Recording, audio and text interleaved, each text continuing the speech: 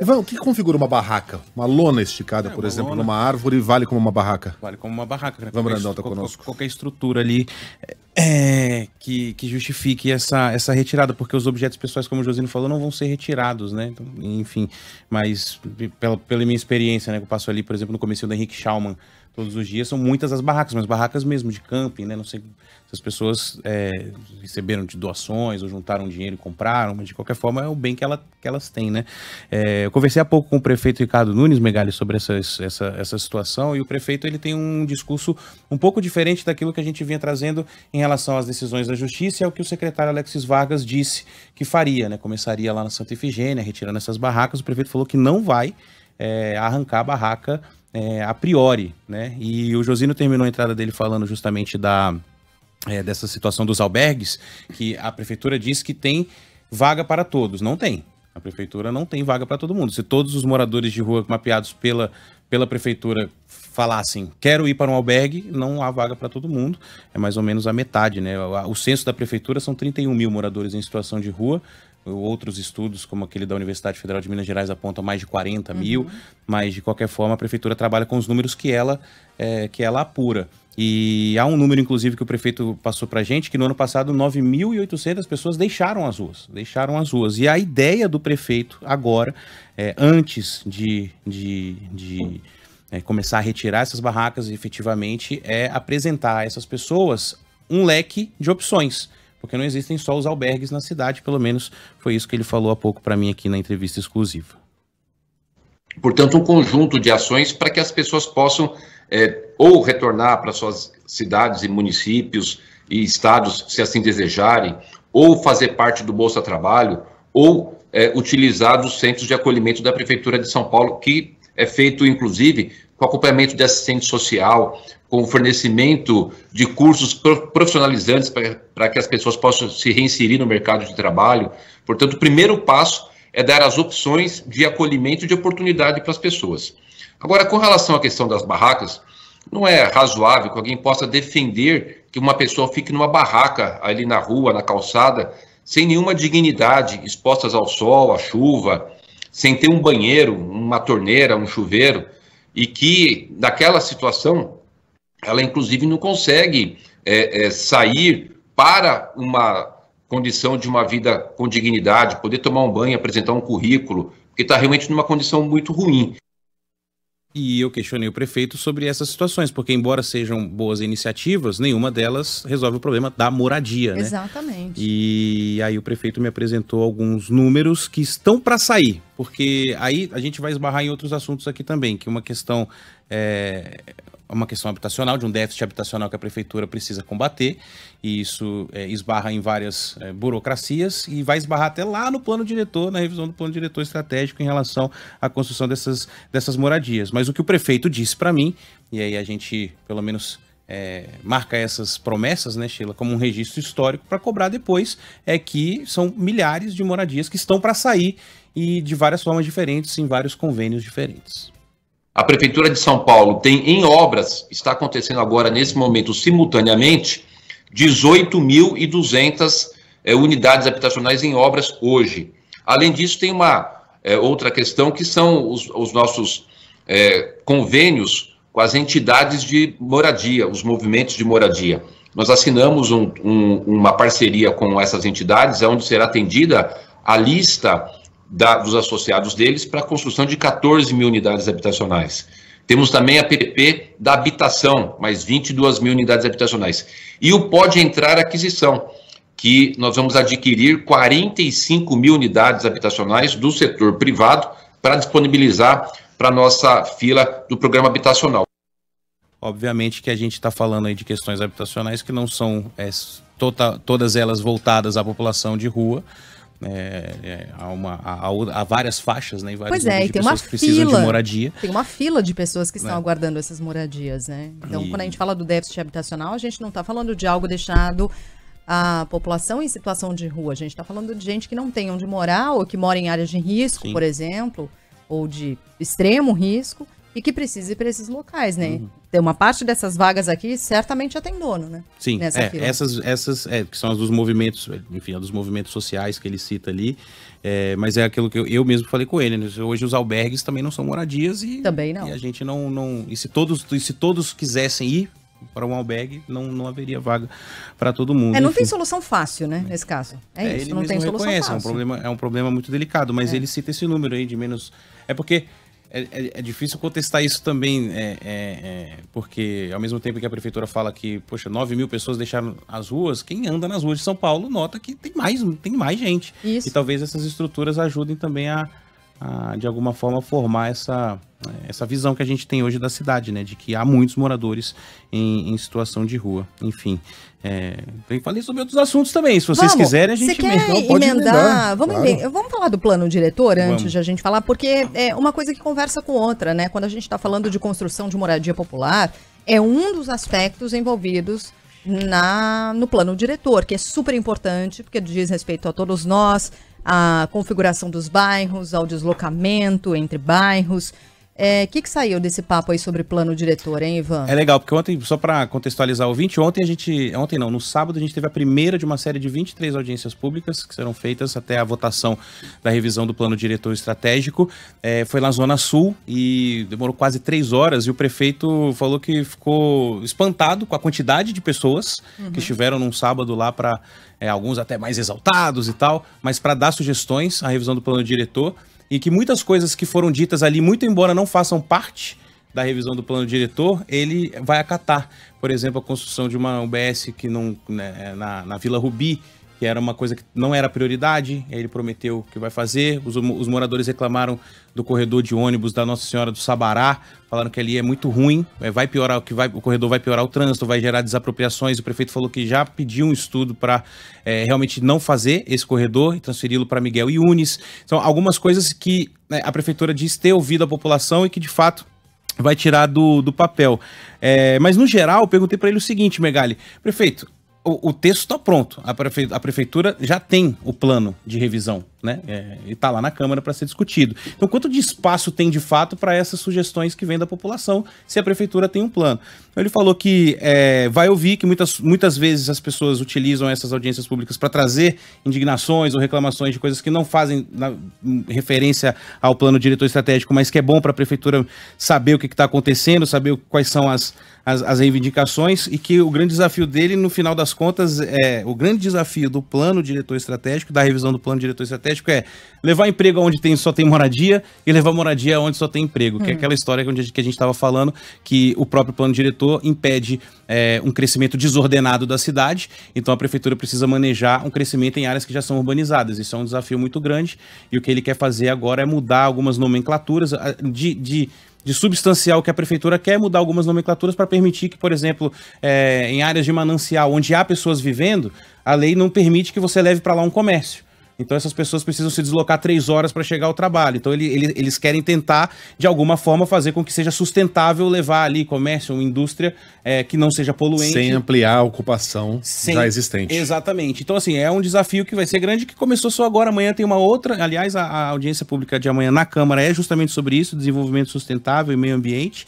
Mas foi interessante ver que, de alguma forma, o pessoal está antenado. Então, imediatamente, as reivindicações que surgiram lá no sábado, já há a resposta da prefeitura para que algumas dessas reivindicações sejam de fato atendidas. E falamos sobre Dark Kitchen, Carla. Então isso muito me interessa. Porque Dark Kitchen é polêmico. A gente conversou já com o prefeito por aqui, ele disse que ia ter fiscalização para aqueles estabelecimentos que já estavam funcionando, que não agiam dentro das novas normas, né, que foram colocadas para os novos estabelecimentos, mas que eles iam ter que se adequar. Terminou, né, o período chamado de adequação para essas grandes cozinhas, e no fim das contas, pelo menos o que a gente tem de informação das pessoas que moram nesses locais próximos das cozinhas, tá tudo igual. Nada foi feito e não tem fiscalização. O que é que ele falou, Ivan, sobre os Dark Kitchen? Você fez esse preâmbulo e ele explica exatamente isso. De fato, o prazo terminou, mas não para todo mundo. Com relação à questão das novas, está estipulada a regra. As que já estavam antes da nova lei, elas vão se adequar quando da renovação do seu alvará, que é de 1 ano. Por exemplo, hipoteticamente, alguém que abriu uma Dark Kitchen em março de 2022, ela tem até março de 2023 para fazer a sua renovação. Quem abriu em junho de 2022, em junho de 2023 é que ela vai fazer a sua renovação. E na renovação é que a gente vai poder aplicar as novas exigências. A gente também tem que ter aqui uma cidade que tenha segurança jurídica. Quem empreendeu lá naquele momento, e era aquela regra do momento, a gente não pode chegar e sair caçando os alvarás para a gente poder ter uma harmonia na cidade. Mas ele prometeu que as fiscalizações serão feitas, mas é que é isso, cada Dark Kitchen que já existia, no primeiro momento houve um decreto, né, impedindo novas, até que saísse a regulamentação, saiu a regulamentação, e as antigas só começarão a ser fiscalizadas a partir do ano da renovação do alvará. Então, por exemplo, se uma Dark Kitchen renovou o alvará em junho do ano passado, ela só vai poder ser fiscalizada em junho desse ano. Então, muito provavelmente... Aí ele falou que, obviamente, tem que... Cada caso é um caso, né? Os nossos ouvintes mandaram mensagens aqui, acho que falaram da Lapa, do Brooklyn, né? Se eu não me engano. Tem uma empresa bem grande, né? Que funciona nesses dois locais e que incomodam demais os vizinhos. Aí é isso, aí tem que ser um caso mesmo de reclamar no 156 e da prefeitura poder analisar se já passou esse ano do alvará, da renovação do alvará, para que ela seja fiscalizada. Isso foi um acordo que foi feito com os empresários, como o prefeito falou aí, para dar segurança jurídica, até porque essas Dark Kitchens também empregam pessoas, enfim, não seria o caso simplesmente de caçar diretamente um alvará, mas ele prometeu que a fiscalização será feita, agora resta a gente também cobrar, né? Muitas vezes os ouvintes vão falar assim, porque o prefeito fica falando e vocês dão espaço, mas mesmo que não seja algo incisivo para uma solução, todas essas falas, elas servem como um registro histórico para que a gente possa cobrar depois, né? Mas se o prefeito falou que o corredor de ônibus não seria aqui, por que vai ser? Se o prefeito falou que vai começar a fiscalizar, por que não fiscalizou? Então, assim, de alguma forma, tudo isso que ele está falando ali é muito importante para que a gente continue acompanhando todos esses casos, né? E são muitos os assuntos. Enfim, em relação a Dark Kitchen é isso, né? Tem uma letra pequena ali que fala desse então alvará. Não tem motivo nenhum, razão nenhuma para estabelecer aquele prazo que terminou, né? Porque, teoricamente, cada empresa tem o seu próprio prazo. O prazo de 90 dias. Ivan, cada vez que a gente fala de plano diretor aqui, eu consigo ouvir o barulho dos milhares de botões nos rádios de carro sendo mudados para outras estações, porque é um assunto difícil, né? Árido, complicado, são muitas as nuances. Dá para explicar em poucas palavras para o nosso ouvinte por que o plano diretor é tão importante na vida dele?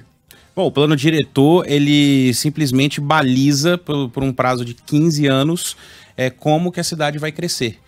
Em vários aspectos, e aí isso vai desde coisas mais simples como, sei lá, o calçamento da sua rua, até questões muito, muito mais complicadas, como por exemplo a construção de áreas comerciais em locais onde há manancial, né? Que você mexe com 500 milhões de situações e de legislações diferentes. Então, tudo que rege o crescimento da cidade está contido no plano diretor estratégico. E o plano diretor foi aprovado em 2014, previa uma revisão em 7 anos. Isso foi adiado por causa da pandemia. Então, basicamente, você tem hoje uma legislação que consta no plano diretor que impede, por exemplo, o crescimento de áreas comerciais em locais onde não há infraestrutura, e você precisa condensar esse crescimento da cidade em locais onde já há